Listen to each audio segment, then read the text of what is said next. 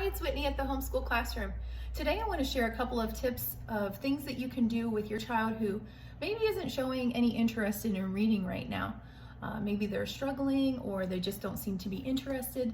So a couple of things that you can do are choose books that are based upon their interest.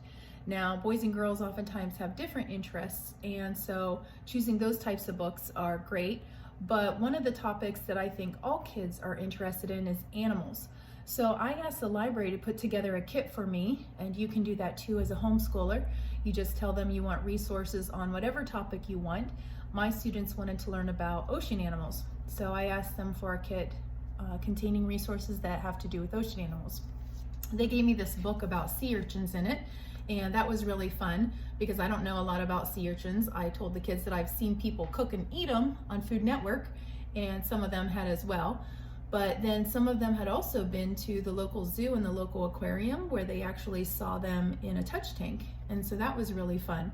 And having that kind of connection to their own personal life helps with comprehension.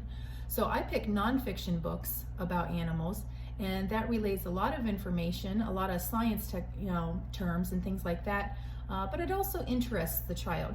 So choose nonfiction books about animals and you can't go wrong. Another thing that you can do is choose graphic novels. If you don't know what a graphic novel is, this type of book, maybe your children have read Dog Man or seen, books in this series. A graphic novel is basically a book that's written like a comic strip. So when you open it up, you're not going to see page after page full of text. You're going to see a lot of illustrations with very little text. Some pages have more than others, but it looks like a really thick book.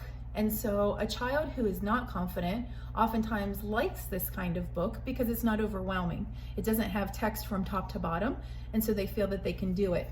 Sometimes it even says chapter 1, chapter 2, in the book, in the beginning. And so the child feels like they're reading like a traditional chapter book. They say, oh yeah, I like chapter books. I read chapter books. Reading chapter books is something that brings them a lot of great pride. And so when they start out with something like Dog Man or another series that is written in this genre of graphic novel, then they start to build confidence and move towards reading those books that have a lot more text.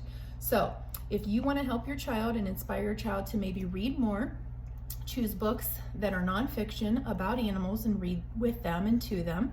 And then also check out what your library has to offer as far as graphic novels.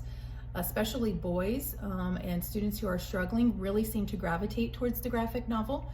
And so I hope that when you try it with your child, that you will find the same interest being grown in them as well. So if you have any questions, let me know. Otherwise, thanks for watching, and I will see you guys next time.